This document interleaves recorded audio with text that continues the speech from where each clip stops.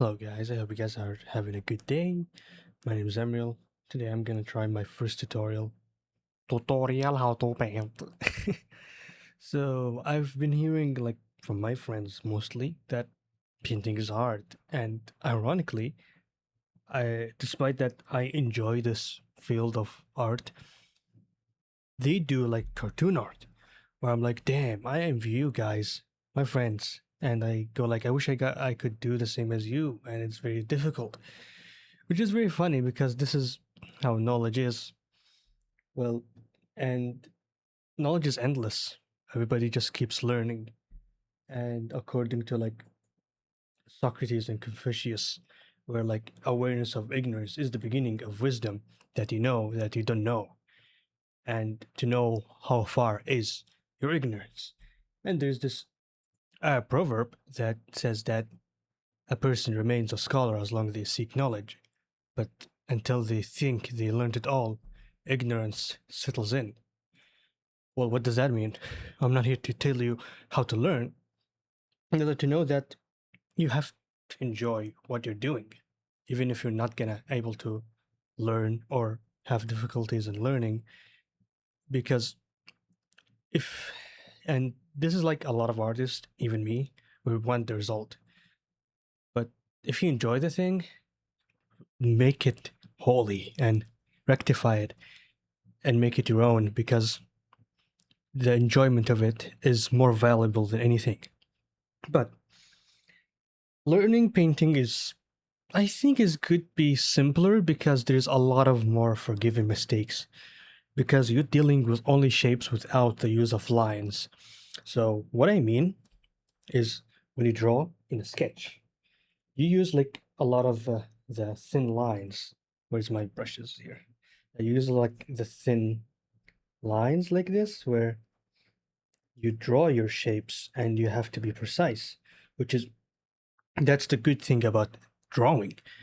However, when it comes to painting, so let's say like I draw a circle, and a square, and a rectangular shape that is like with it, like how still life does it. You could do something like this, and it does go well. Well, not exactly, because it has to be precise, and I have not made it precise because I'm given an example. But when it comes to painting, you use a lot of the shapes, the big shapes, big brushes, you know, a lot of big shapes and some gray tones where like you settle in shapes like this, which is, a lot of it is shape design. If you're like a cartoonist, you would already have some good knowledge of shape design. And then you could like draw a circle like this with a big brush, and it relatively becomes easier to draw because the big brush helps soften the shapes compared to a pencil. And then you put like outlights. But this is one of the features of shape design. But how do we paint? How do we settle with like darks and lights? I have made an example. Don't mind the file name called Blair. So this is a face of a random man that I didn't know, and it does look like some sort of like Godfather posterized, because I'm trying to use here only two tones. The lightest of light, which is the paper canvas, and the darkest of dark, which is just black. But you can see that a lot of the paintings uses like certain shapes that is like drifts or the shifts in form, where forms become sharp. I'll give out an example right now of one of the greatest painters. Well, not the greatest, but one of the many favorite of the painters in the history of painting, which is in the last 200 years. John Singer Sargent and der Zorns and Philip de Laszlo. Philip de Laszlo is very new. Not a lot of people talk about him compared to John Singer Sargent. So let's, the best thing to learn is to learn from those before us, right? Just like how we learn from our professors in college, just like how we learn from priests or the sheikhs, or we tend to learn from those before us. just like how we learn history. So the best way is to learn from those who are before us, and we adjust to what our life today is. So, and whatever your style is, because art is more forgiving than any other field. So if you can see like the shapes of John Singer Sargent's portrait, let's try to sadly a bit like vandalize it digitally. So as you can see, there's like these certain shapes where let's try to do it in three tones. Dark, lights, mids. Why? Because darks is just like the absence of light. And then there is like the midtones where there is a certain shift. Let me give an example here, where like if there is something like a square like this, light hits it in here, like this, this is gonna be purely dark or some shadow. But if it rounded like this, like a rounded square, there tend to be like a certain middle tone where it shifts. That's one of the ways to learn that a form is moving. Yeah, this is what they call form. So we go in here in this painting of John Singer Sargent. We just use three tones and use only shapes of light and dark only and middle. So as you can see, aside from the skin and texture where there's like highlights and red of the blood and whatever, you can see that a lot of the shapes tend to be unified in a side and then unified in another side with darkness or one shape or color. And because of like the wet and wet John Singer Sargent used to do, you can see like the canvas is very glossy even when it's dry. And that's true for oil painting because he used the medium, or more of like a thinner paint thinners and stuff. So you can see like the brushwork does the details of the hair because the brush is also hairy pieces. So yeah, it does make it easier for painters to draw hair compared to the Renaissance painters who relied on more of the brush as a tool of like a pen. They relied on it on a pen rather than, yeah, a brush. So as you can see, and now we go for the midtones here. So you see, like this is like where the form starts to shift. Some places they shift softly with bigger midtone pieces. Some do not.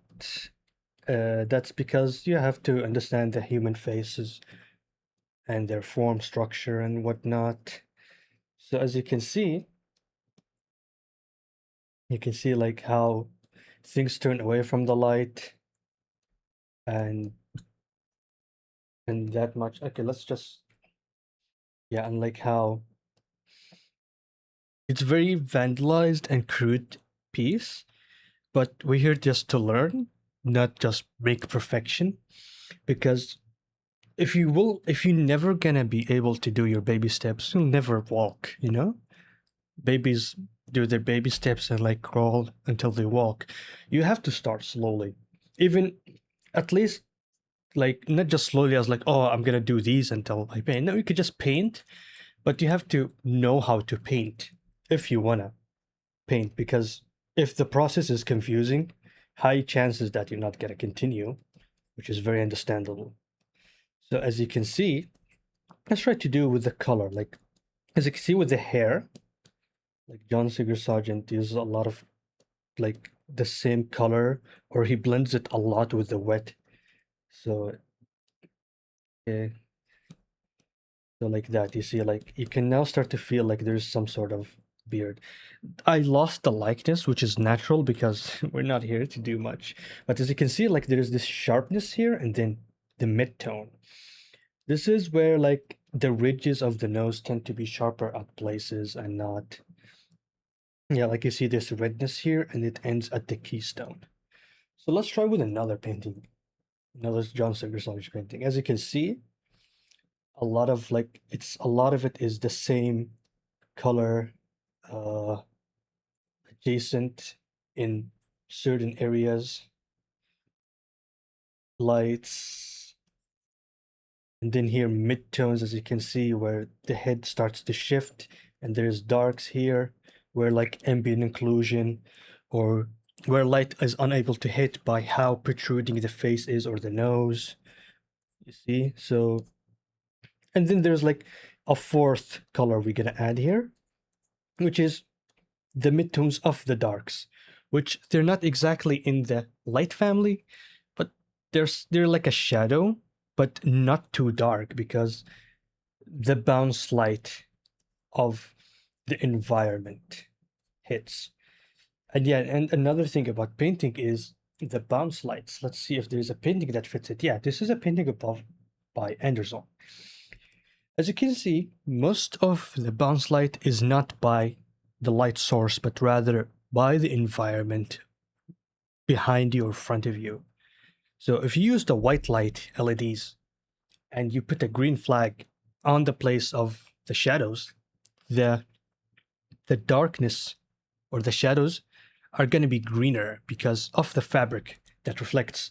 Everything reflects. There is no source of like non-reflecting light. Even the atmosphere, the blueness of the sky affects the landscape. The farther you go, the farther you see, the more bluer it gets because the bounce lights and the atmosphere tries to soften it out because it's far away from you. So as you can see in here, the shadows now are suddenly red or like very dark burnt sienna color, which is, and they're still very dark.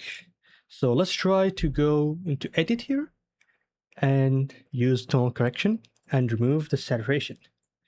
As you can see, the darkness is not that dark.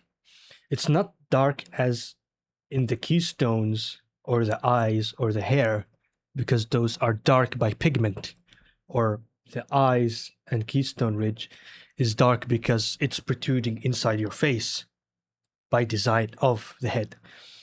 These places just indicate that they're close. It's just rounded. It indicates that the face or the jaw is like this when it comes to the head, like this, you know? It's very roundy. And that's a good thing to know, that if you use very deep shadows, the light has to be very intense.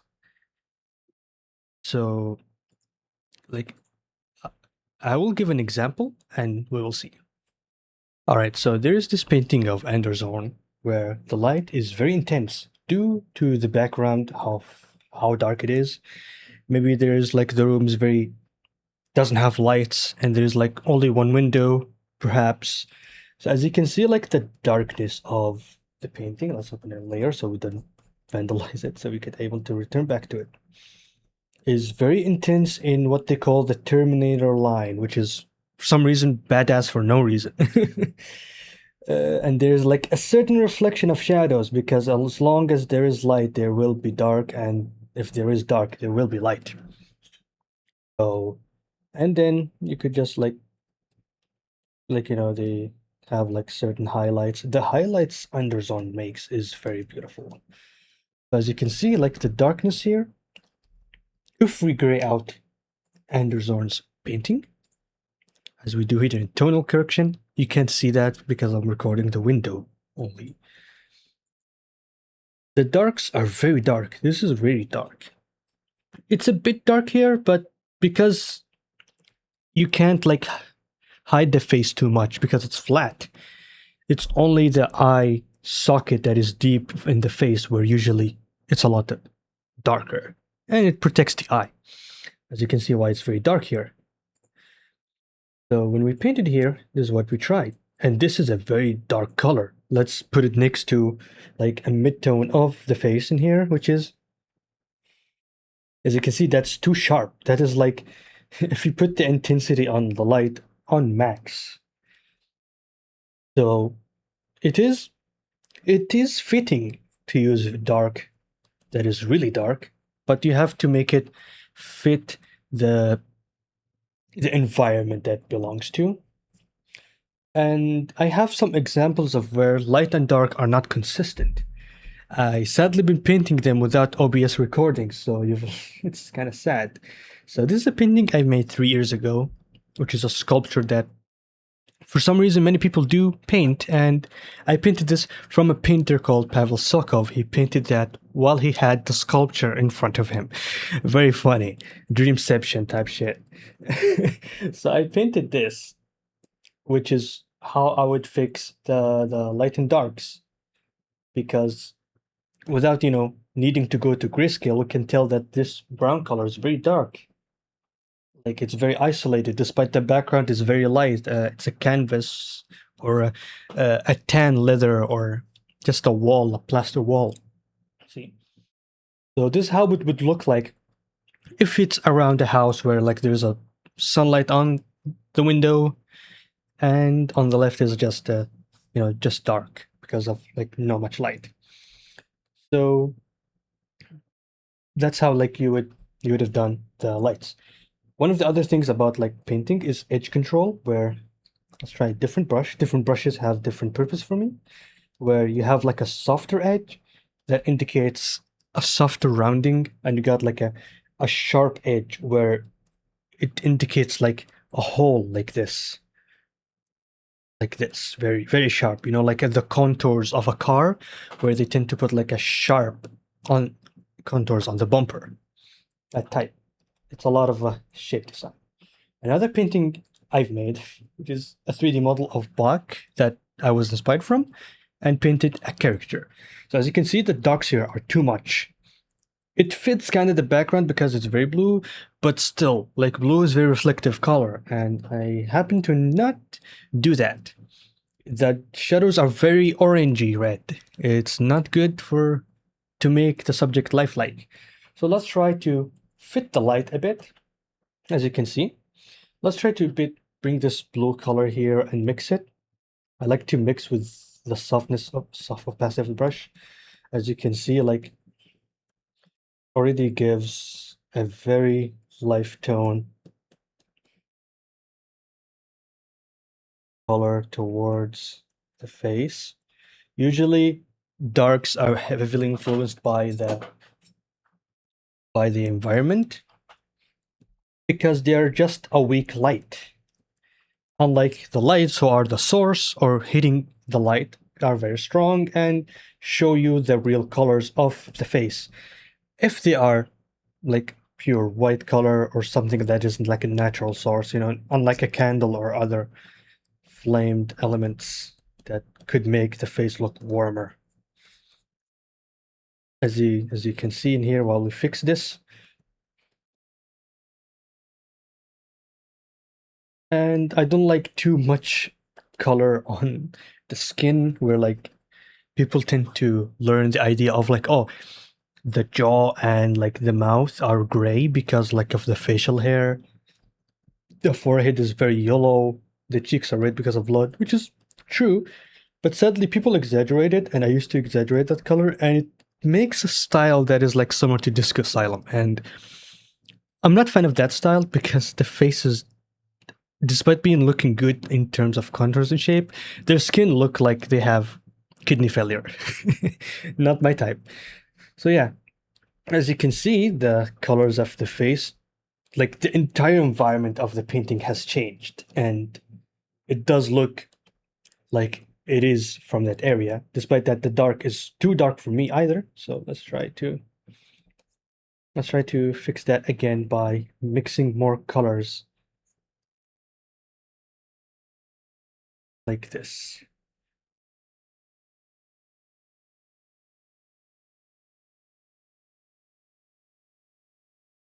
Which is not bad. Yeah, that's a very, very good, very good way of like colors. It does give more tone, more lifelike, more variation. So let's try another painting that I've made, which is a caricature again. It's in grayscale, so we have more chances to learn what's wrong. I think this is King Charles. At the time he was Prince. So what we could do to fix this painting is like, look at this dark here. It's relatively close to black. Look, it's 7%. That is like a color that you wouldn't want unless you want to make a very consistently toned painting, which is I have not done because this is 40% dark or 4% light. I don't know, like the value's at 40%, which is very dark. That usually should be like at the cheeks here. So let's try to fix it again. So let's try to put something that is like here to set off the front face and the light. We have to give regard to the structure we paint. Let's simplify the structure despite being an old man, just for our sakes of learning. And avoid like the red blood skin, like the cheeks and whatnot.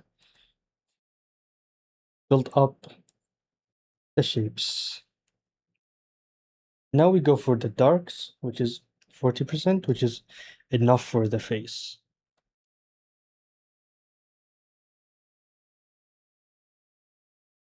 Fix the light here. I assume the light is up here, so let's try to fit that.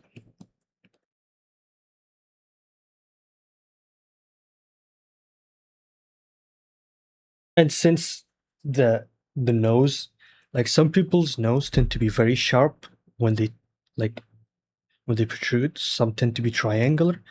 So they tend to be more softer, a pyramid-like, so they're not gonna be very dark in here, but dark in this area, which can be people's noses, and that can affect a lot of the likeness.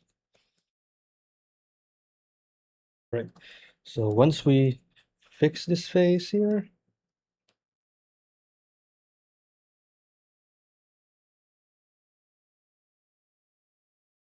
we should be able to comprehend what is going on and build our process and strategies or tactics on a new level. So as you can see, well, we lost a lot of the likeness because sometimes likeness is very subjective. Sometimes it can be abstract. So don't be mad if you painted someone and the likeness don't get hit. This does happen a lot to me. It's a very subjective place, and I don't even know how to do it properly. It's a very difficult thing. So now we are. He does look like a cartoon character now. He looks like Woody. So as you can see, like the muddy tones and like the gritty color is probably lost, but you can build that back again after you do the foundation. But now the colors tend to feel more natural. Only pigments affect the look of the person. Uh, Not much messy colors and whatnot. It's probably his ear. He just, it's kind of funny that he has a big ear. Like this. And then we build on the ear a bit because the ear is very quite connected.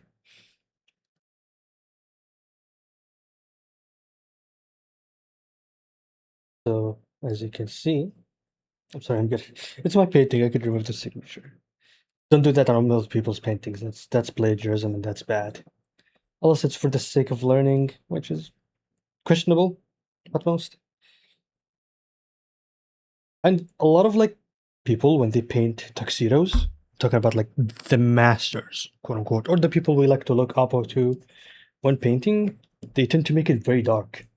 Like dark as the pigment able to do in real life. Okay, so let's try to remove the eyes because they're very unsettling. Usually people tend to like okay, they're even more unsettling, but they just fit the overall messy brushwork. As you can see now, the colors are more fitting. We can fix the likeness later by finding like the reference back again. So let's go back to other paintings we see from the masters or the people we look up to.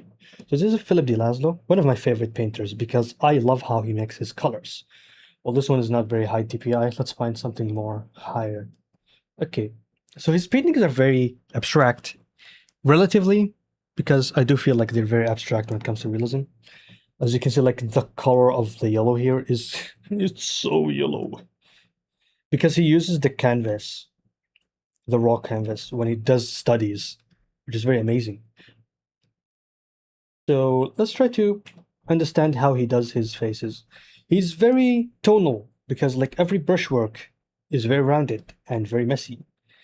But most of the artists tend to do the same process, which is use the same color until we break it. So as you can see, he used a lot of grays here, like this, which is very, very Disco Asylum style. As you can see, like the darks here are very, not that very dark, but they're quite dark, which is relative to his style. But as you can see, like the cheeks here and the nose tend to be different because the cheeks are farther from the light, and there's also the nose that blocks it, so it blocks more, perhaps. So, and also the color shifts when it turns into shadow. That's a cool style. Realistic or not, can be relatively realistic. Sometimes that does happen. And you can see like at the edge of the neck is very gray because of like people being hairy. So as you can see, it always settles in like certain families of light and dark. Let's go to another painting of Laszlo. Oh, this is a very good one because he doesn't use a lot of darks. The darkest of the skin is 30% value, which is not really that dark. Especially like the neck here is not that dark. So as you can see, let's try to just do two tones only, which is gonna be fun. Just two tones like this. And you can see not a lot has changed, which is very impressive from Di Laszlo. Like this. And we go use this color because it fits. As you can see now, this one has changed a lot, but it's for studying purposes. As you can see, the ambient shadow of the nostrils are similar to the keystone ridges here, which is impressive of Di Laszlo's skill. And as you can see, like there's a lot of light hitting the other side of the face because she's angled towards the subject and the light, which is true to the human face by how flat the face is, which is like the human face is very flat like this, and then you have like the side face like that. And there's like some cheek features like this. And then there's like this nose. Depends on the nose size, where they could be long, stereotypically long, or very short and snubby. And there's like keystone here, and there's like certain roundness to the face like this, as you can see. Like I said, it's like the human face is like from the top is like a square like this, and it has its nose out in the middle. So it's still flat in the front. So whatever light hits this, it's gonna hit that. And if we remove the nose especially, I mean, she does look like an alien, but it's still gonna hit the face. So let's go back to where we were. Yeah, here. So we removed a lot of the features. Let's just try to define the nose, which is we lost it because I painted over like this. Yeah, and then we define a bit of the darks and light.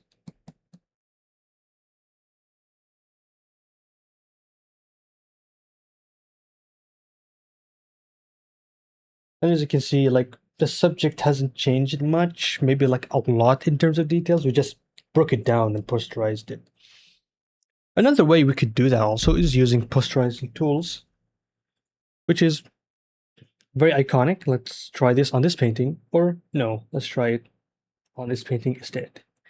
Let's go in tonal correction and posterization. So when we max out the posterization, okay, this is too much.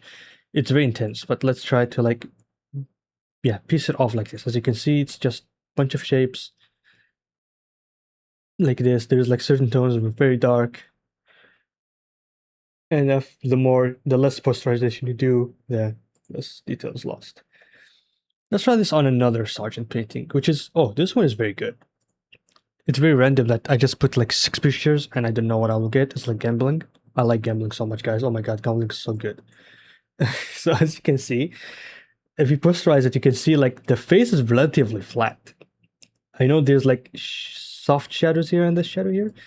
The softness of light does help affect how you paint because There's only the form that changes, and there's not much of cast shadow.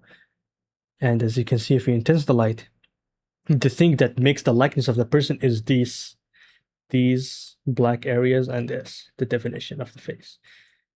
So it is really beautiful. Let's try to paint on it to understand what Sargent does usually. So he does like use a very, let's mix the colors. I like to use a brush mixer here where you could like mix the brush works and stuff, which is something I really love when it comes to painting. So let's try to mix this and use it as like the middle tone. As you can see, like if we just put lights only in here, not a lot's gonna change other than their skin is gonna be very pink. And then we use the lights here. So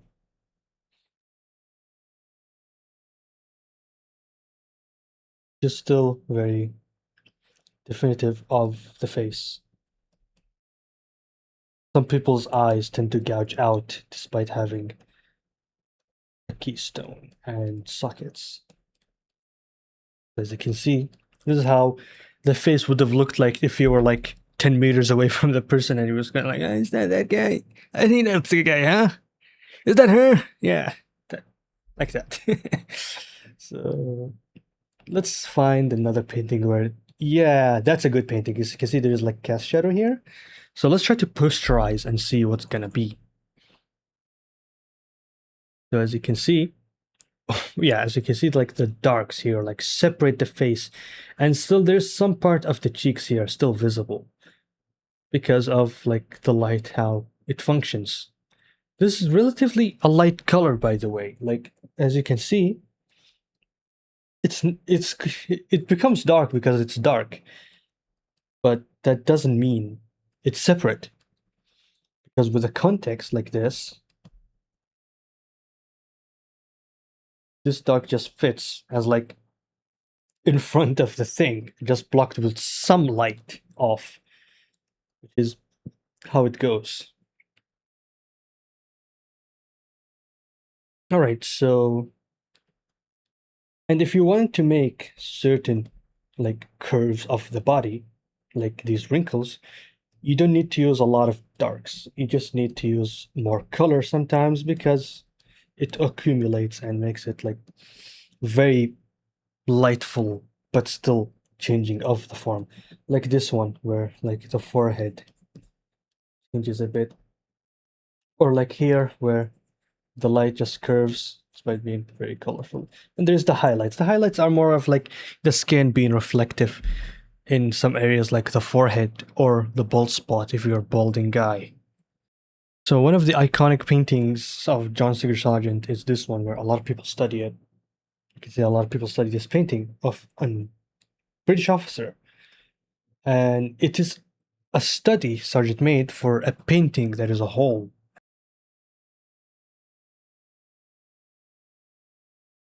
And it is a painting of like a couple of officers. It's a massive painting. As you can see, like the darks Sargent made are very dark in this one, which is perhaps given the intensity of the subjects he was given to help feel like the subject is very rigid. And also, high chances that they're going to be in a one room where there's like little to no light, and also the light can easily change whatever the painter wants. After all, it's his painting. He just get commissioned for it. So if we're going to simplify this painting, let's try to use a very middle color like this and try to color it in one area only. I like how he colors this painting. The tones and the mustache and the color shifts are beautiful. One of my favorite paintings that I've just learned, I want to learn to make some more copies of. And you can see there's the Rembrandt triangle. You can't just put light on it because it's gonna look very sharp and it's like it's popping off the skin. So you gotta do some bouncing of the light because it's been hidden away from a shadow. And there's the keystone. As you can see, the keystone is not very that sharp. So it's this is how we could like simplify the shape when we start. So like if a painter wanna start their painting, they usually gonna just do like a couple of like these tactics of painting like this, where they just like build on very little shapes of color and markings. They're like make markings, you know, like how engineers just put a weird mark on a place. Or when you play Call of Duty Zombies, there are like some weird marks on spots for an Easter egg. It's kind of the same thing. They just marks for something bigger later, which only you should understand and maybe other paintings too, because they use the same tricks. So this is how it like a painting would look like if you wanna like start from zero and scratch and whatever.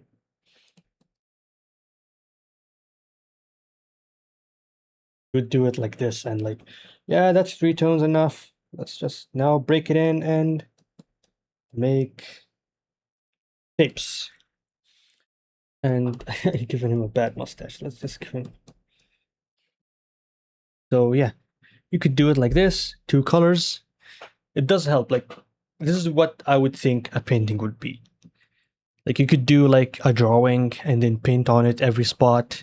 A tile painting, I think it's called, which is relatively fun, but it's not my type. I like to be messy.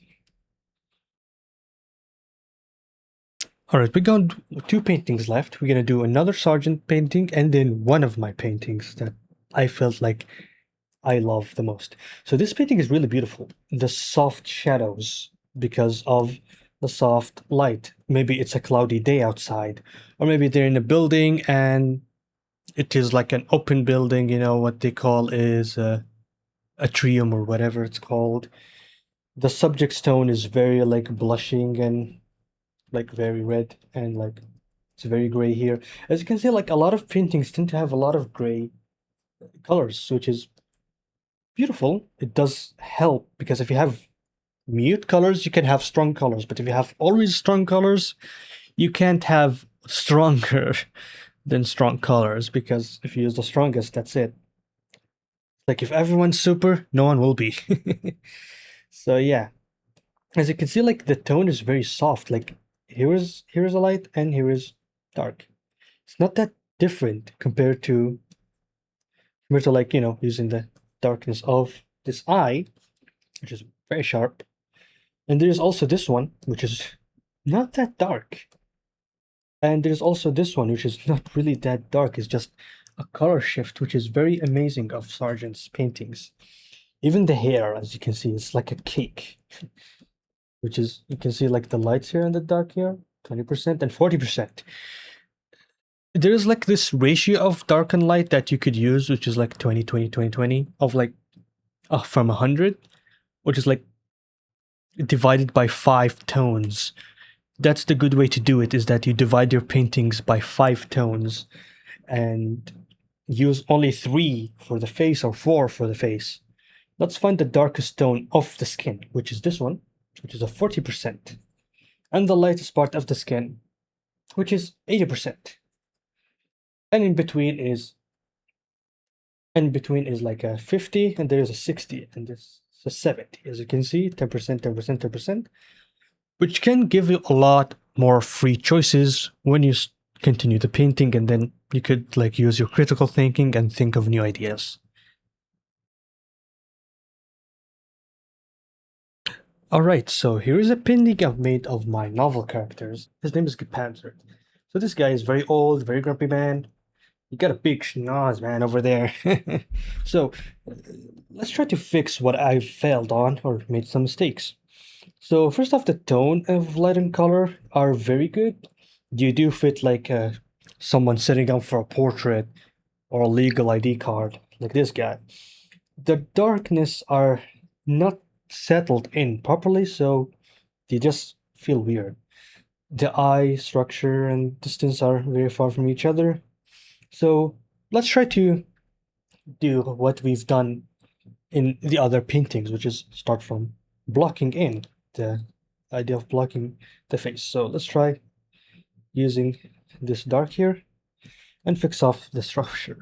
So as you can see, I didn't use a lot of lights when transitioning the, the tones, which is very good. So we set up like this, build off the face at the front face, remove the wrinkles because we don't need much detail yet. We just need to build off the face. Like this, we just place off the shapes here. Remove the mouth. We probably need to move the mouth in here. Like this. Big brush. And then we put in here like a staircase. I remember like people say like a mouth is like a staircase where like, and then the jaw, you know? It's kind of cool way to visualize this idea so you could draw. So we're not gonna use a lot of colors. We'll try to set off the tone. And as you can see, there's a cool way to just change the form of the face without using different light. So this is like 78 value, and this is 73, but like there's a difference of hue and saturation. That could help, you know, blend the face in, which is very amazing how we perceive things. And I would like to do this one where I blend with the blending brush here. I think it's just very cool. And I don't like the canvas texturing on this, so let's try. So we build the eye sockets, define them, and then we these. Of course, he doesn't look like the same guy. He probably looks like a younger version of himself, where because people being old, they just become wrinkly. To paint this area, let's put it in dark, so it's like the cap hiding shadow. So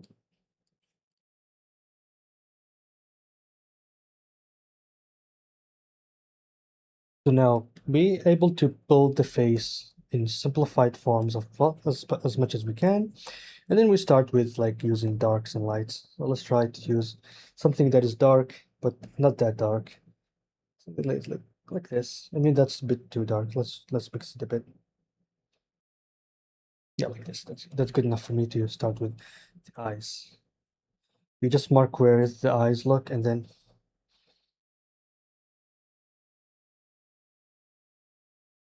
we build off the shape, build off the sockets.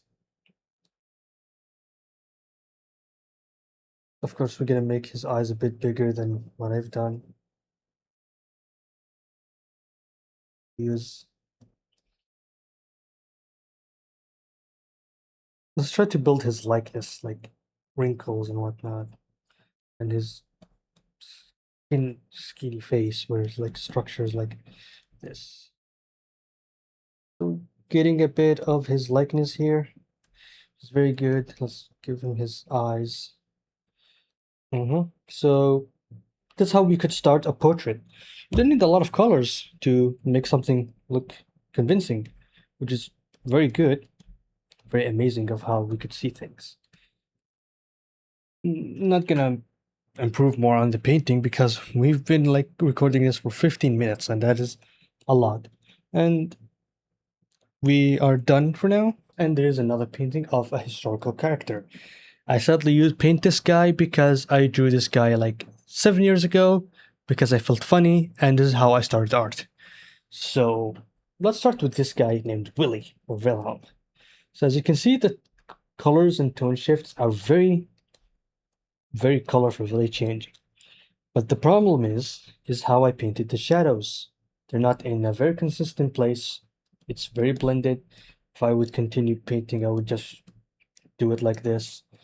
And also how I paint the cheeks and the structure. It should be more simple, to be honest. So the darkest of darks here are relatively good compared to the lights, which is a 70%.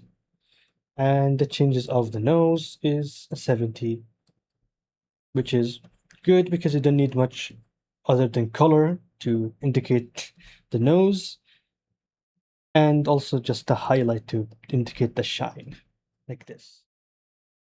In the forehead, it's very lighter, which is not bad for a person like this. And there's like the midtones of like the darks, which is feels like a field, like you're out in a field and you're trying to pose up, like in a garden. It does fit, but I do think the shadows need to be more a bit darker than what I made, because I've only picked only the adjacent areas of the nose, despite the keystone could be like this to indicate more sharpness, like this in here, and in here where the form goes away, like this, which could make it, which could be helpful to indicate form. And also like more curves on the face because a person's face is very changing.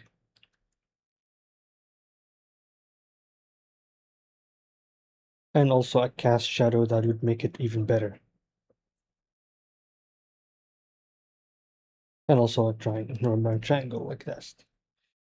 So, I mean, a lot of the painting has problems, like the eyes and whatnot. Let's try to do the thing we used to do a lot and just paint in the least amount of colors possible and fix up the structure.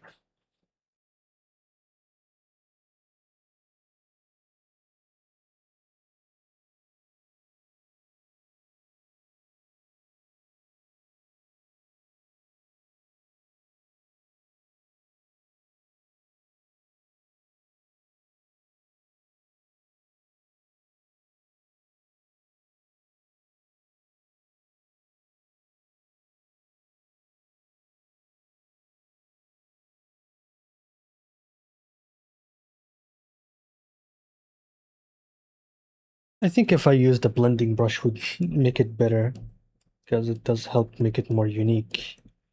Sometimes the sometimes you need what's under the painting to pop out, which is a cool idea.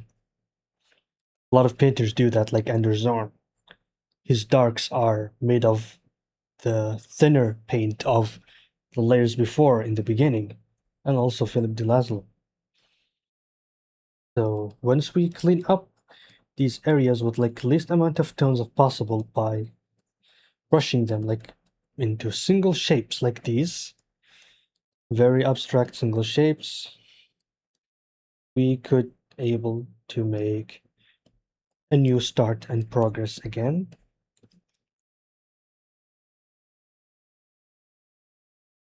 The brush feels weird today. I think it's the driver of the app. Tends to happen a lot for some reason. So you could do like this, and then you could brush off like this to make a side.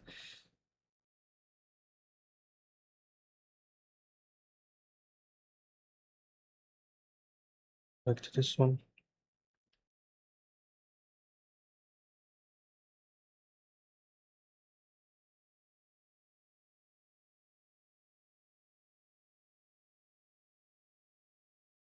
As you can see, we can now able to start our structure again, a new painting. If you have good simple shapes, you can make a better portrait. Sometimes people demand less realism and more impressionism. Sometimes impressionism relies on the illusion of vision, where what do you actually see and does it change?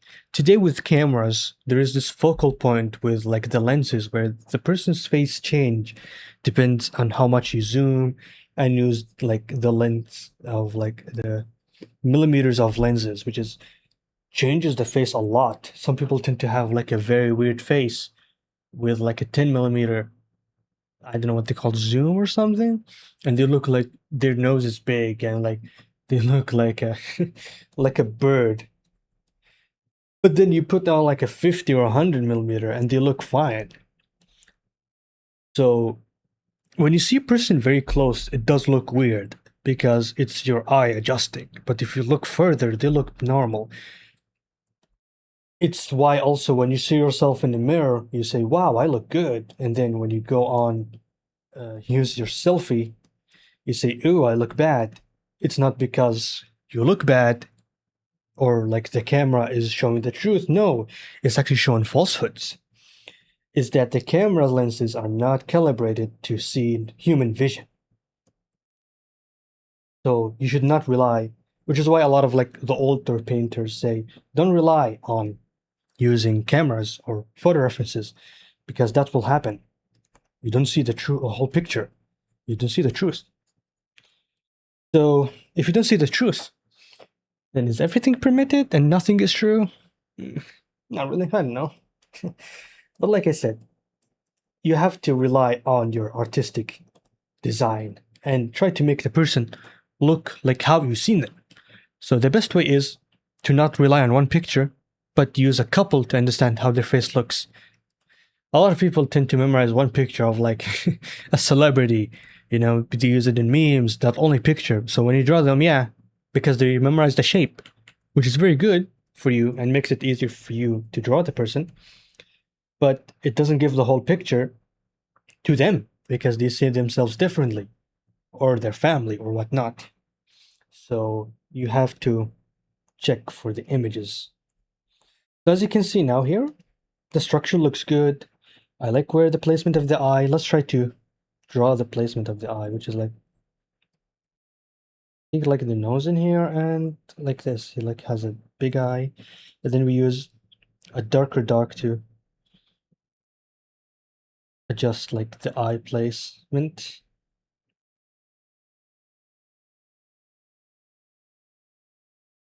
And also the eye curves a lot, so you could just like this. And then you could like do like this. So as you can see now, you could feel a person here now. You could also like, you know, use a highlight and then boom, you can feel like an eye there. Which is very beautiful of how we could see things and elude ourselves to seeing a person when there's nothing of a person here if you zoom in their eyes. So this is what I could able to teach you. I could, if this video goes well, I could make more. And I think you guys, if you watch this video, if you got any questions, I'll try to answer. And if there is questions I could not answer writing, perhaps they could be piled in a video. So thank you guys for watching and I hope I see you next time.